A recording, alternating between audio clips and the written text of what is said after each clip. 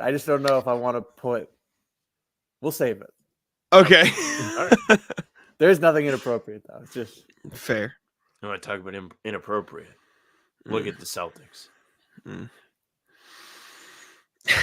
That's the intro. That's what we're rocking with. That's the transition. I have to keep it clean. All right, we're live. Hello, everybody. We'll wait for the people to trickle in, and we can get going. It's cold in my room for some reason. I don't know why. I feel like it's not that cold outside, but my room is freezing. No, it's cold outside. Yeah, is it? It's cold. It's like 30-something degrees. I literally went to get coffee, and then my car didn't start after I went in and got my coffee. It does that right now if it's too cold. So that's insane. Yeah. Why is it that cold? It's crazy. Celtics. It's their fault. I need to get a blanket. I don't know if it's fun. I need to get a blanket. Can we clip that? That is just a fantastic I would use that anytime Celtics give up a run. Turn it into a split screen with him with the blanket just curled up. I put it over my legs because I'm cold. Hello, everybody. John, calm down. Everyone chill. Everyone calm down. Celtics lost game 2. You know this. We're going to talk about it. We talked about it on the show. Is the show doing well or is it doing crap because they lost? I'm curious. Doing crap. Is it? People don't watch when they lose. No one cares when they lose. It's just doing normal for what we were doing towards the end of the season, but also went up on CLNS this morning, so that could play a factor. Oh, did I accidentally put it at 5 instead of 3? You might have, but that tracks, I mean, we're getting the views. People are still watching. So, oops. Well, I didn't mean to do that. Whatever. Yeah. My bad. Yeah. Game 2. Heat just decided to make all the threes. Celtics decide, we're gonna let you make all the threes. I mean, for them to shoot that percentage, it has to be a mix of both. It has to be a mix of the Celtics' bad defense and the Heat just not missing. Bobby, what'd you make of it? Yeah, I think it was exactly that. Where Miami, Jack's heard me say this a million times now, so he might just tune me out over the course of the live stream because we've talked about all this stuff. But I mean, the Heat consistently got quality looks. I thought the pace they played with, the decisiveness, it was just really difficult to deal with. And then on top of it, you have the Celtics who weren't physical enough, who did a terrible job navigating screens on a lot of instances. And the closeouts were not good. There's a lot of instances where players were out of their stance beforehand to begin with. So it felt like the Celtics set themselves up to fail. And then the way that Miami was operating just made it that much harder to be able to contain them. And what you get is a historic night from Miami from a franchise standpoint, and then finishing 2 makes from beyond the arc shy of the record for the most in a playoff game. Yeah, you know what my favorite part about this game was after they were like, we just thought Miami would miss. That was their take. They were like, well, we're comfortable with them shooting threes, so we're just going to let them shoot wide open threes. I don't know. You only had a whole series of this last season. You think you wouldn't play with fire? That's not exactly what they said. Let's not say. I'm going to pull up the Jalen quote and read you what he said. We're comfortable with some of them shooting, not with guys them we want shooting the ball was hitting them, and we couldn't get them to miss. We thought they were decent closeouts, and they were in fact not decent closeouts, like Bobby said. Chris Forsberg tweeted out the tracking on this. Very tight defense. There was one shot, and it went in. Tight defense, 1 of 5. Open, 6 of 14. Wide open, 15 of 23. Mm-hmm. So they weren't closing out. And there also comes a point in the game where you realize, they're going in. Maybe we need to make an adjustment. And that falls on Joe Mazzulla to make that decision. It also falls on the players to follow in suit and be like, okay, yes, we are going to change the mindset and close out aggressively. I just can't fathom how you can go out there and be like, we were just going to hope they were going to miss. Because that's pretty much what they did, and they lost the game because of it. They lost the fourth quarter because of it. They gave up key baskets in crucial spots because they just settled for giving Miami wide open threes. They gave Caleb Martin the most wide open 3 of the game with the game on the line, down 6 with 3 minutes left. after he was 4 of 5. Are you all dumb? Last season happened. You should have learned. This team talks about growth and learning. You have to take those lessons with you. Yeah, their execution, like navigating screens and guarding the 3-point line, was bad. Like there's a balance to it. Like I don't think they went into the game wanting to leave everybody open. I don't think that was the game plan. I think it was, we're gonna guard Jaquez, Hero, and Bam drives over closing out like instantly to Nikola Jovic screen threes, and I think that is what they were sort of referencing.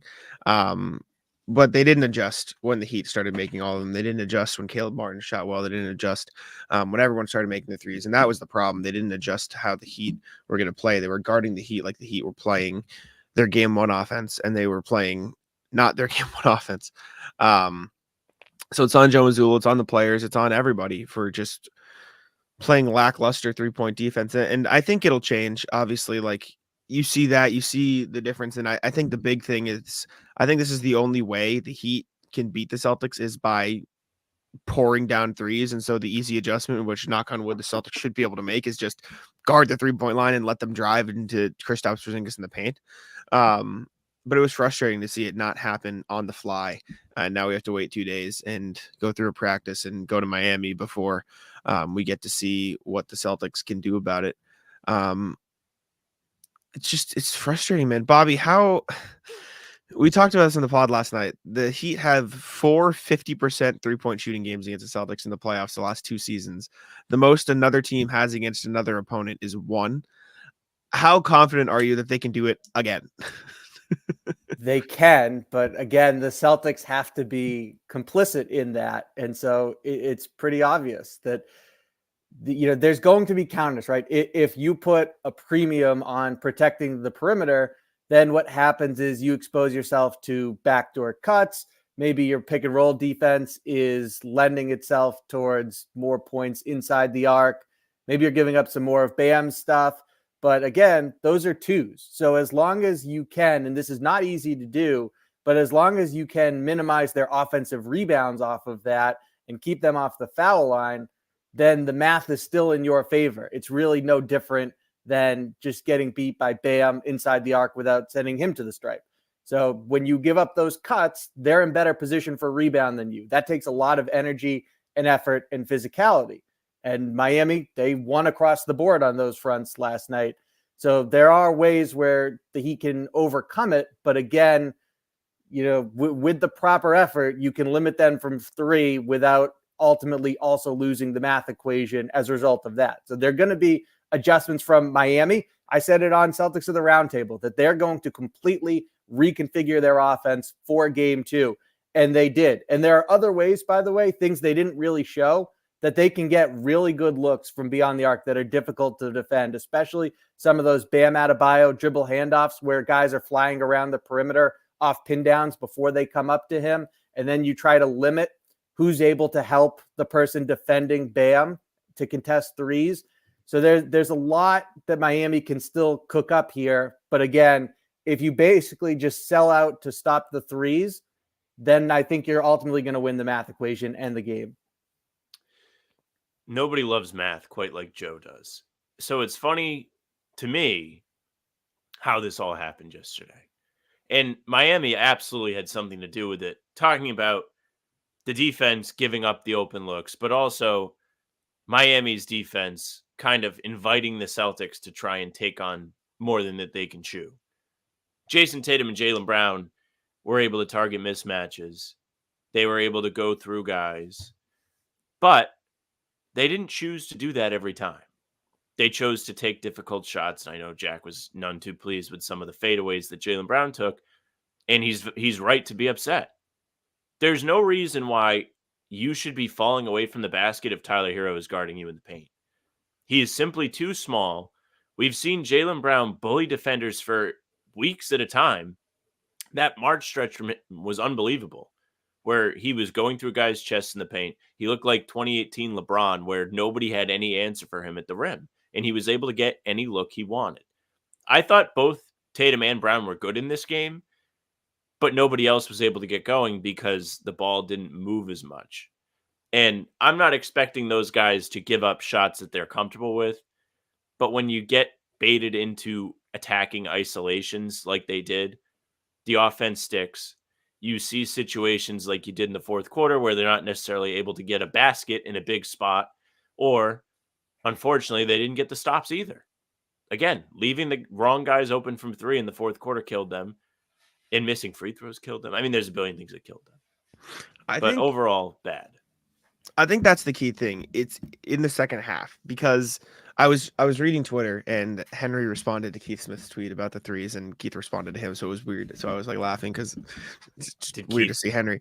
No, Henry, it was right. No, it was correct. The Heat shot 23-43 from three on very tight contests. They were 1 of 1. Tight contests, 1 of 5. Open, they were 6 of 14, and wide open, they were 15 of 23. Against good closeouts, the Heat were 2 of 6. Against bad closeouts, they were 21 of 37. And Seth Partnow pointed out that about 6.5 makes above the expected, considering the shooters that shot them, is what the math works out to. And so from that perspective, like, the game plan in the first half was like, okay, that's the plan, is we're going to trust the math that these guys aren't good shooters, and that's fine. But once you see that they're making them, maybe change and say, okay, the math isn't going in our favor from this perspective. Let's start guarding them. And to make it worse, and Joe talked about this after the game, life was made even harder on the Celtics because their offense was awful and they couldn't get any sort of consistent rhythm on that end, because the Heat goaded them into taking terrible mismatch shots in the mid-range, terrible shots against Tyler Hero, and they just accepted that rather than zipping the ball around, setting consistent screens, and doing all this stuff. It was frustrating to watch. So you get the math at the start, and I almost like, I'm fine with that. But once you see that it's not working, change. And that's the problem. It's not the game plan going in. It's the fact that they didn't adjust to what was happening on the court.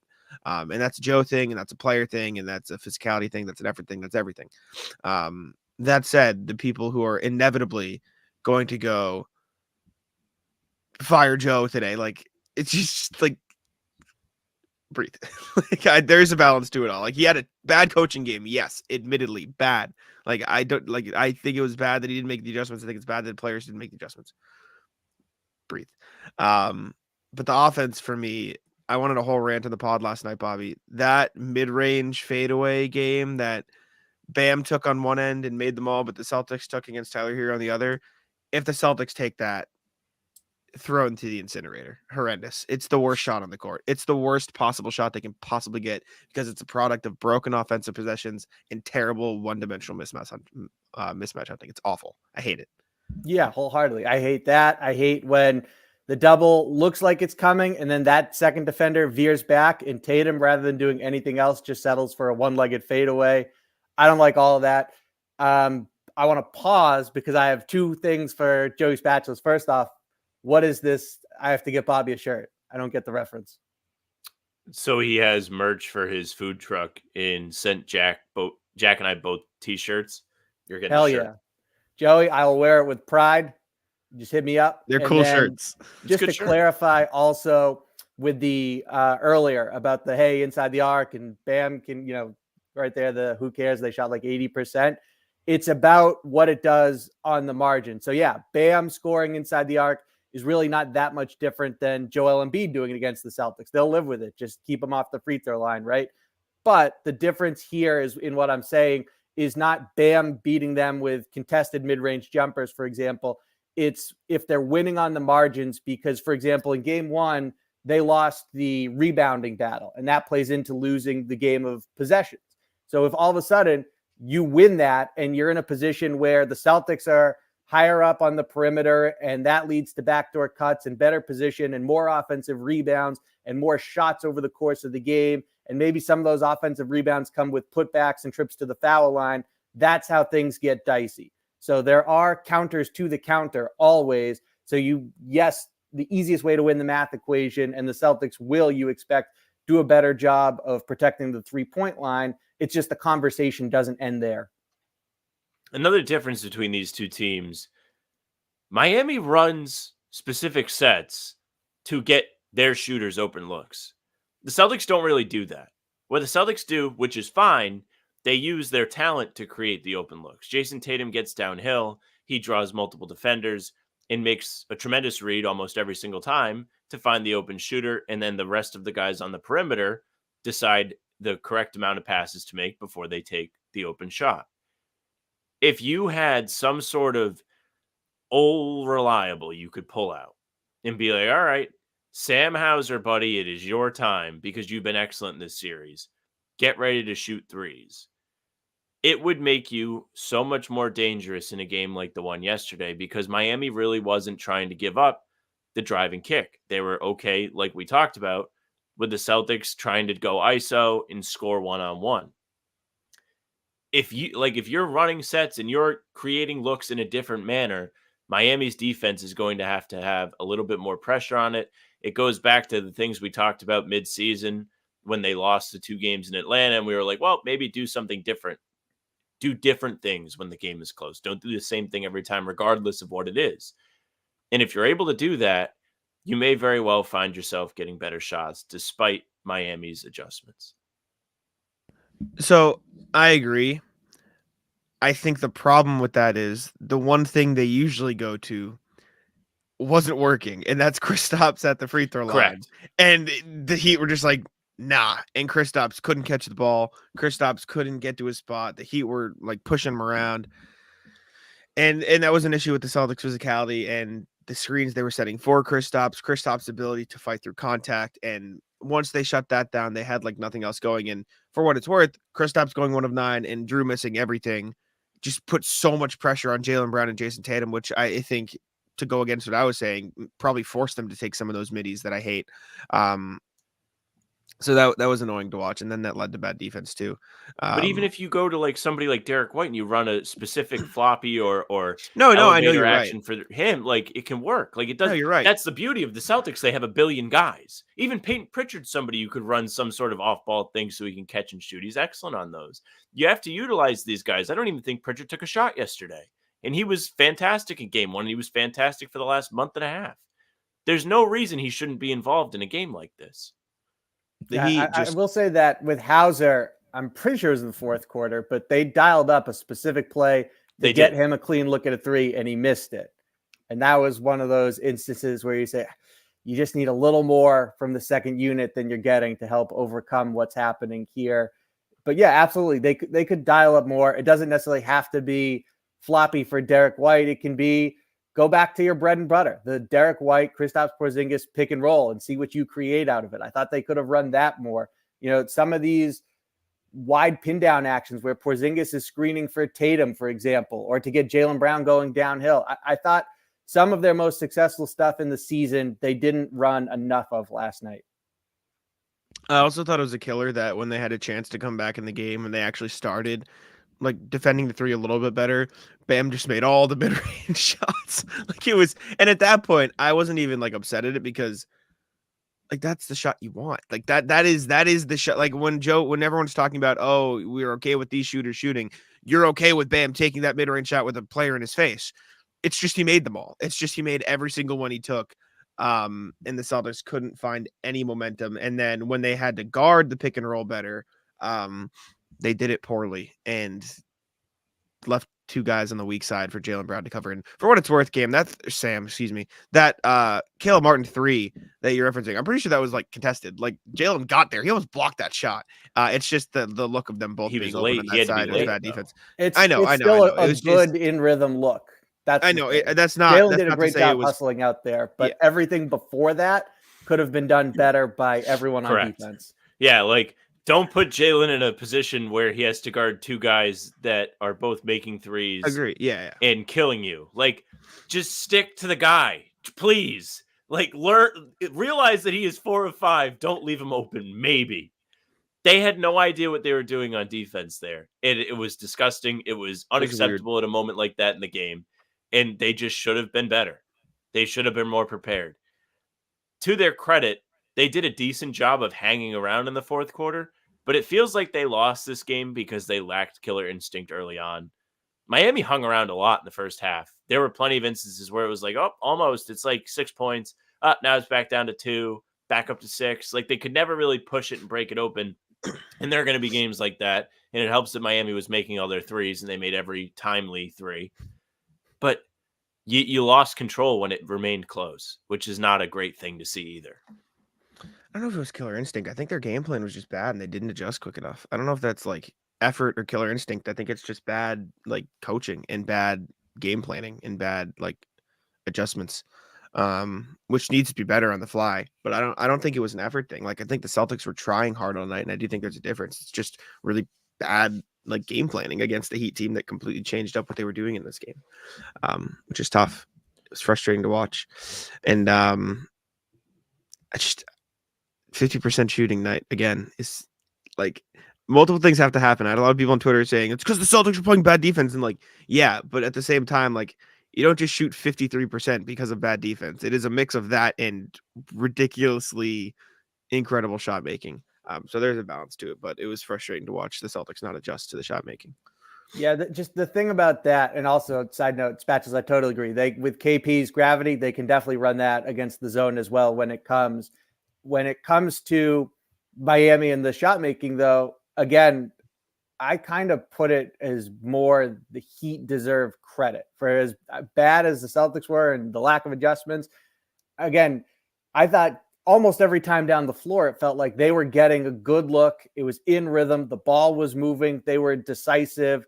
I know this is a bit crazy, but there were, as different as it looked, there were elements of it that you would also use to describe how the 2014 Spurs played in the finals against the Heat, interestingly enough. So it didn't look the same, obviously, but some of those things where it's pace and decisiveness, and it's just kind of carving a team up that can't keep up with what's happening even in the half court. So some of the adjectives, if you will, I think apply to both those teams. It's a good point too. Like I'll go quick. It does feel like the Celtics lack pace at times. Like they played the speed Miami wanted them to play. They got slowed down, and they really are at their best when they're just moving, getting out in transition, and making other teams sweat defensively. And they just didn't do that. All right, I'm done. Muted. Thank you. I get that, and I agree to some extent, Bobby, of like credit the Heat, and you definitely credit the Heat for how they played this game and how they managed to win it. But I'm not going to sit here and say it's not insane the way they managed to make the threes. Like they shot 34% on open threes in the regular season. They shot 65% on open threes in that game. The math is misleading with them, though, because they don't care about the regular season at all. It is not 30% misleading. No, like that. There is some like crap misleading going on with that as well. Tony, can I ask you a genuine question, my man? What team like do you support? Like, what team are you a fan of? Just out of curiosity. Also, Joey Spatulas, my dad, if we can make it happen, I'll help it out. Like my dad would like a T-shirt if you got hook up Tom Simone for him as well. So Joey Spatulas, I'll talk to you about that. But Tony, I need to ask you. I don't think Tatum and Brown are the guys to pick on yesterday. You take your pick of like anybody else except for Horford and a little bit Derek White. Besides that, everybody else really wasn't good, but those guys were. Like they showed up, they attacked, they had big stretches in this game. I think the Celtics did play bad. Like they didn't shoot enough threes either. Like they didn't ironically shoot enough threes because of the way they played offense. Like they just didn't create the looks. They played into Miami's trap. But I don't know, man. Like I'm like half like, oh yeah, it was a weird outlier game and everything should be okay, but you still need to correct the correctables. There is work to be done. The answer is not Miami made everything. The answer is you left them open and need to respect some of these guys more and make them tap into other things that they are not good at. Like, just don't let them get easy buckets. Caleb Martin is not going to create shots on you. Haywood Highsmith is not going to create shots on you. Make them work. It was tough. Bobby, anything else from that game? I don't know what else there is. It's just the Celtics played bad 3-point defense. Their offense was one-dimensional, and Kristaps sucked. Am I missing anything? I think we hit on the points that needed to be. I mean, this feels like a short one, but is there anything else before trivia? Like, or do you just want to go to trivia? I don't know. I feel like we're forgetting something, but I can't figure out what we're forgetting or pinpoint like what else there is to talk about, Bobby. So if there's anything else. I do think they need more from the second unit. You would like more offensive contributions from Drew, but it's just tough. And then to what Sam is saying, with Miami's roster, you have to disregard what you think or what the regular season numbers are and understand that it is about come playoffs that not only do they flip a switch, but more importantly, they maximize the individual and collective talents they have, regardless of who that is. Eric Spoelstra is the best active head coach in the NBA. And then you also have Pat Riley there on top of it, who's a Hall of Famer for a reason. And so, yeah, you can look at Caleb Martin and say he's like a 35% three-point shooter for his career on a low volume 3 attempts. But then you get into the playoffs the last 2 years, and it's a totally different version of Caleb Martin. And it goes on down the line like that for the Miami Heat. So to Sam's point, it doesn't matter what the scouting report is from the regular season on these players individually. In the playoffs, it looks totally different for Miami. And it's so annoying. Yeah, no team flips the switch like that. I was waiting for more. Yeah, it's very annoying. This is kind of what you expected. It was, I guess, like in hindsight, considering what we know about the Heat, it was ignorant to expect anything different from them in the playoffs. Glenn Rice is an elite reference. Glenn Rice is very funny. But do we want to go to trivia here since we're done with the game? Sure. Anything else, Bobby? Trivia time. Alrighty. Chat's off. Everyone turn them off. Question is simply the most threes made in the playoffs against the Celtics since 2014. Last 10 years. In a game. Cumulative. Cumulative? Okay. Since 2014. Most threes made against the Celtics. Last 10 years. In the playoffs. I typed into StatMuse. Most threes made against Celtics in playoffs since 2014. The prompt comes up since 2013-14. Blank has drained the most threes in the playoffs against the Celtics with blank 3-pointers. I believe it is Sam first because he won the last one. Let me Sam's share on my a heater. screen. But yeah, simply that. I needed that round table win. That was This is tough.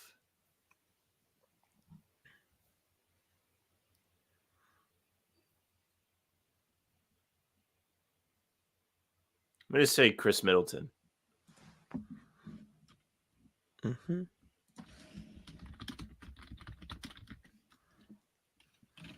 42.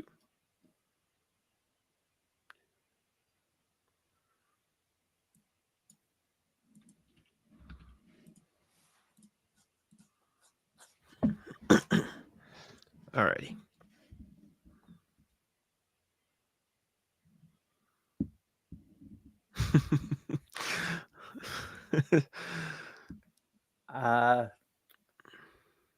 let's check in on Kyrie.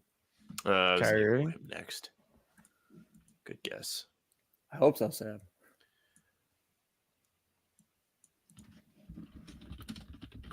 Just double check. 49.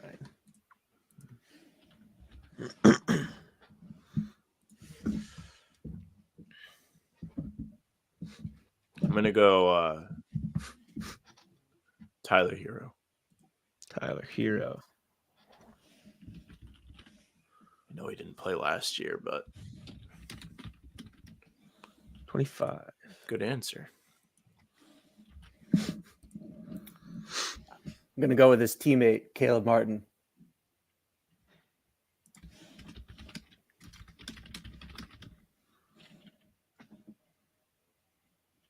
34. That's unbelievable. It's crazy. Such shenanigans. It's insanity. Hmm. For what it's worth, Caleb Martin is shooting 48.6% against the Celtics. I literally hate that guy so much. And also Chris Middleton shooting better at 54.5. Middleton, at least it tracks, but he is without a doubt a Celtics killer. Wild. This is most, not highest percentage. I was thinking of other guys. Since 2014. Mm-hmm.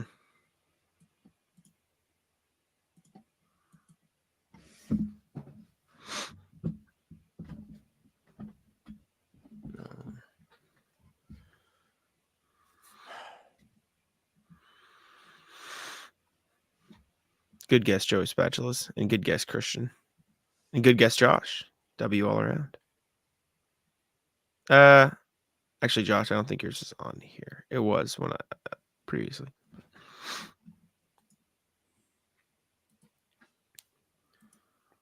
Man, I feel bad. I feel like I'm holding everybody up. I don't have anything like popping in. I have like some, but I just don't feel like they're very good guesses.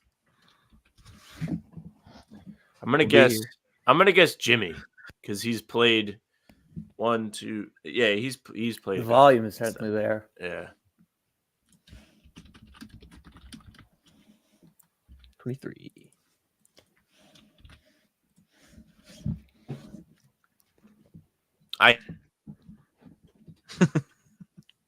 Unfortunate time for the freeze. Again, the Sam's freeze frames are elite. I know, it's always great. It does help in the thumbnail. That was very true. Welcome back. It was very funny timing that you froze. It's hilarious. Not the best 3-point shooter in the world, but I'll go with LeBron.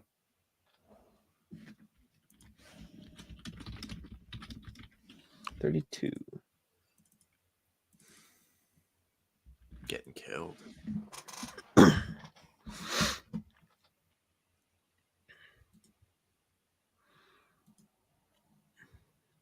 That one's not really on here, Joey. I don't see it.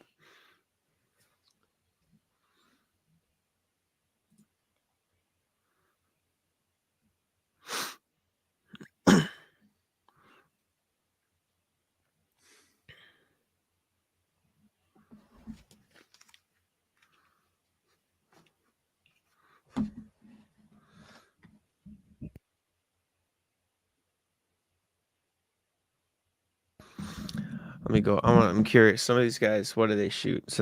While we wait, Kyrie shot 44% from 3 against the Celtics. Middleton 54.5. Give me Hero. Lowry already. Ooh, I like that guess.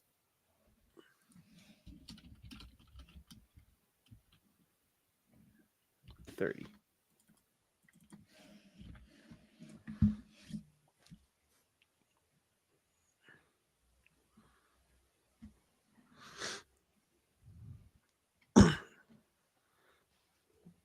Middleton is the best 3-point percentage of anybody on this top list, for what it's worth. He torches the Celtics. He's one of, by far.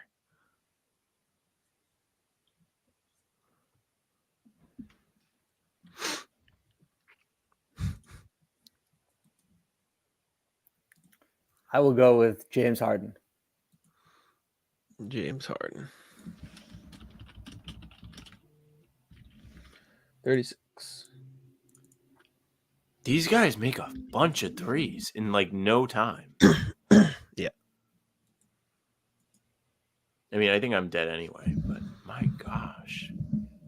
Technically not, but yeah. But if you get a really good one of Bobby fumbles, then it's technically possible. So we'll go through the motions.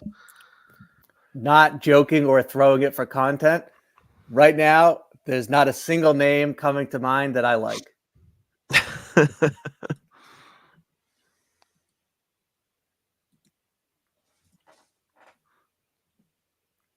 Jack, you're going to have to do a lot of talking because I also have to think of an answer.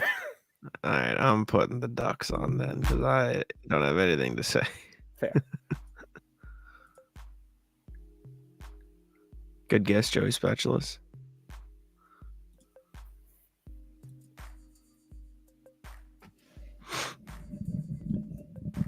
This is brutal.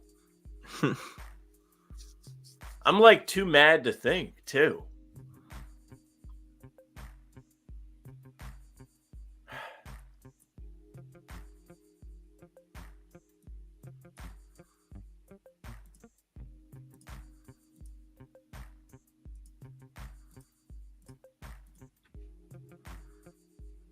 There are better guesses, though, Joey. It's not a bad one. They're better. I'm going to guess Kevin Love and put myself out of my misery.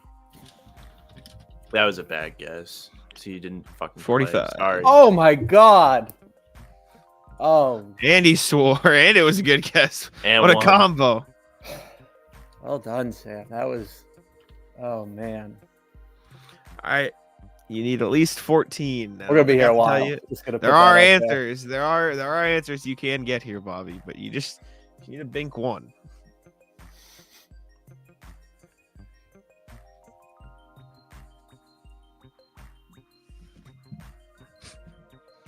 Oh my god. Made me laugh a lot.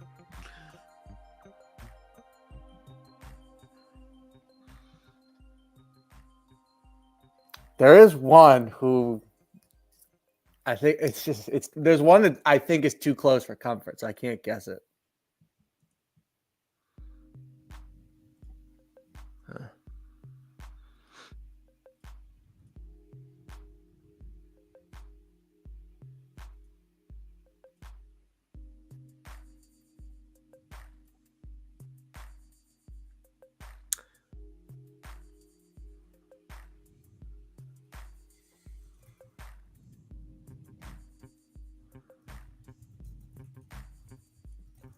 That was huge, Sam.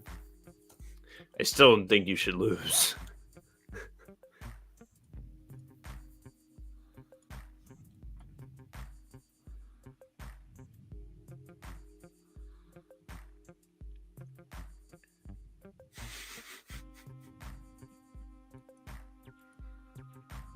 Bobby is in the torture chamber. I'm in shambles.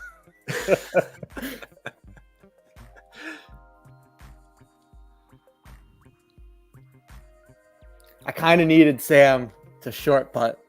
There's no options that I like. I guess Love got hurt in what, game 3? He got hurt in game 1 the Olynyk year. No, he didn't, because he got hurt at the Garden, and they were on. Oh He yeah, got hurt in game it must 4. have been game 3. He got hurt in game 4. Oh. There's one guy we all know. Well, I can say names actually. Not a guess. Not guessing him. Context will make clear that I'm also not guessing him. Tobias Harris has played enough games to get more than 14, but you just cannot trust that man under any circumstance. Also, like, the Sixers just don't play well against the Celtics. Right. But the volume of games, that alone should get him there. But I mean, I just don't believe. I'm not willing to trust that he did. I have more confidence in someone who literally has a sample size of one series. I overthought this one, and I'm really mad. My 2 middle guesses were horrible. Hero should have had more, though. He's been a part of 3 series and had a good game yesterday. You're telling me he only had 19 threes before yesterday? He's only like 2.5 series, not even. He didn't really play in 2020, like last year or the year before. No, he didn't play in 2020. Oh, I guess he got hurt in 2022. I forgot about that. Yeah. So. All right. Whew. There's no names that I like, but I'm going with Duncan Robinson. You guys overthought that so much. Duncan Robinson murdered them in 2020. He shot 45. Guys? That's hilarious. What are we doing? That is not like 22. I just thought he Guys stat a lot. I guessed Hero, and then I was between him and Robinson, and I was like, well, I don't know how many he actually how many minutes he played. Like, I was thinking about the foul thing from the other day on the round table, and I think it screwed me up. Also, Curry had 31 in the finals. That's what I was than thinking both of. the Heat Even guesses when I I had. said the one series. Mm-hmm. There were Heat players you could have guessed, though, Sam, for what it's worth. Gabe Vincent, 28. Max Strus, 27. I can understand not guessing. The highest one that you guys didn't get, though, was Kyle Korver, 38. I considered him. But how many playoff series did he face the Celtics? 18 3. games since 20. What's it Hawks, called? 2013. Cavs twice. Mm-hmm. Yeah. I did consider him. I should have guessed him. Also, for what it's worth, Kevin Love and Duncan Robinson taking that long. They have the second and third most games played against the Celtics in the playoffs since 2014. So, if that's the math, then that's the That's how it's got to be. Disgusting. But yeah, you guys ended up getting most of the top ones. It was Kyrie, K. Love, Robinson, Middleton, Korver, Harden, Martin, LeBron, Curry, Lowry, down the list. J.R. Smith in there too. But, Thought of yeah. J.R. Smith. I would have been very disappointed with that number.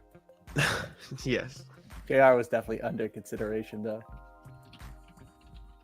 Strus and Vincent. Yeah, I wouldn't have guessed them. I would have stayed off it. Taylor doesn't time. So I get to play too. Hell yeah.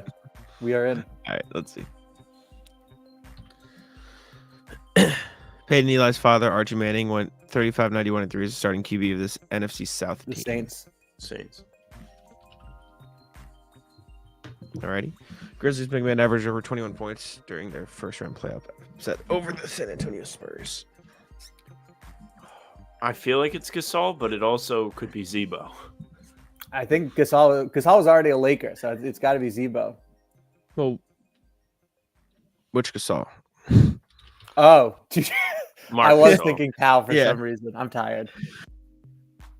Is it Mark or Randolph? I mean, we can double dip, but who do we want to go with Who do we first? think?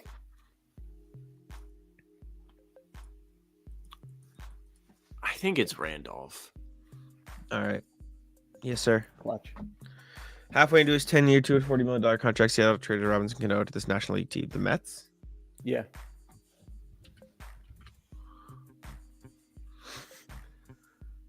A pioneer in the field of neurosurgery, this man was a candidate during the 2016 Republican primaries for Senate housing. Under President You're Trump. asking the wrong guy. I have no idea what this is. Chat, anybody? Oh, Ben Carson. W. Jesus. That's Ryan Reynolds and somebody else, obviously. Who is the girl from A Fault in Our Stars? Is that Ryan I don't know her Reynolds? name. I don't know her name. Is that? I don't know if that's Ryan Reynolds. Look at his neck. He's way too old to be Ryan Reynolds. Ah, might be old. What I is think Ryan her Reynolds name? is like sneaky old. He just doesn't look old. I mean, I can see that being Ryan Reynolds. I know her name. Shailene Woodley. Oh, that's a snipe. You are absolutely right. Yeah. And then we think it's Ryan Reynolds. It just looks too old. Might be someone older. Is it the guy from Shameless? I don't know what his William name H. is, Macy, though. the old guy. Yeah, maybe not though. Yeah, he's got different looking hair. It's definitely Shailene Woodley, so I don't Yeah. know who the guy is though. Ryan Reynolds is all I got. All right, But we can go with Ryan the Reynolds. neck makes me doubtful. Do you want to go with Ryan Reynolds? I think we might as well. Let's see which one was wrong. It was Shailene I Woodley, was right? Yeah. Founded in California in 2005, this customizable Frogan yogurt chain quickly rose to fame as rivals such as Yogurt Lamb and Menchie's. I think it's Pinkberry. It's got to be that or Orange Leaf. Shout out Orange Leaf. Debuting in '99, Linda Cardellini, James Franco, Seth Rogen, and Jason Segel starred in this one-season cult favorite NBC teen Freaks comedy. and Geeks. Oh, that is a good show. That is a good show. Grossing over 900 million, Dwayne Johnson, Kevin Hart, and Jack Black starred in this 27 adventure comedy. Oh, Jumanji? Jumanji. Yeah. What the hell? It's the first one. No, because this is the original movie. We need, Well, they might. you know what Should I'm we go saying? Welcome to the Jungle? I think that is, yeah. Because the next level indicates 2. Yeah, but it's a sequel. I know, but they made a sequel to the sequel, I think. I'm pretty sure they've made 3 of these movies since. They have. That's why there's 3 options. So, No, but I so you still think- think it's the one that's just Jumanji. No, that's the first. that's the first one. Spatula says Welcome to the Jungle as well. Yeah. Okay. All right. Yeah. All right. I was wrong. Along with being the lead singer of Matchbox 20, this man had success as solo artist in 2000s with Lonely No More, and This Is How a Heart Breaks. No idea. Rob Thomas. W. Okay. Yes, double dip. Okay, I who is despise this? The celebrity thing. This guy's just way too old to be Ryan Reynolds. I don't know who it is though. Is it That's the only guy I have is the Macy guy, but I don't think it's right. is it Clint Eastwood? I don't even know what he looks like. Nah, no way. Conan. Oh, No, I don't- Conan I O'Brien's thought Conan, but I don't think the hair's red enough. there's it's red. I don't have anything better than Conan. Well, we're gonna find out. it could Bobby, be do you right. have anything better?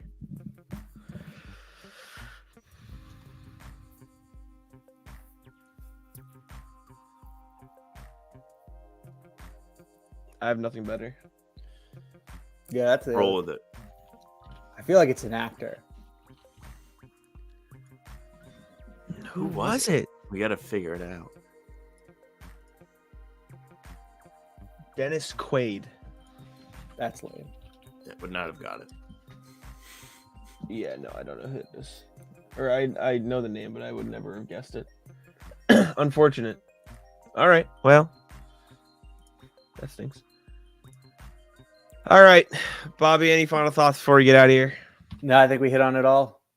Alrighty. Thank y'all for tuning in. We appreciate it very much. We're going to be live next before game 3. New video drops tomorrow. Appreciate y'all for tuning in. I'll say wrap it up. Hey, thank you very much for watching. If you're with us live, we do appreciate it very much. You can subscribe to the channel, hit the notification bell so you don't miss any of it. We're coming at you with new content every single day, whether it's full pods, Tuesday, Thursday, and Sunday. Talkin C's typically Monday, Wednesday, Friday live. Game recaps the morning after and other stuff in between. You can find us here. You can find Bobby on Twitter at Bobby Krivitsky. Follow him. Read his work for Inside the Celtics, part of SI Media. He's on the beat. He's got you covered. You can also find us on Spotify and Apple. If you check us out there, you're going to find the audio pods and game recaps. Give us a follow. Those will go right to your feed. Leave a 5-star review. We'd appreciate it. You can email us, hbtcpod@gmail.com. You can send us your thoughts on the game yesterday. I'm sure you got something to say. You can send rat lists, send whatever. We appreciate you. Find us on socials at How About Them C's, Twitter, Instagram, TikTok. Our Facebook is just the name of the podcast. You can find our streams there. You can find them on YouTube and on Twitter. Jack's Twitter's at Jack Simone NBA. Mine's at Sam LaFrance NBA. That's it for us. Bye.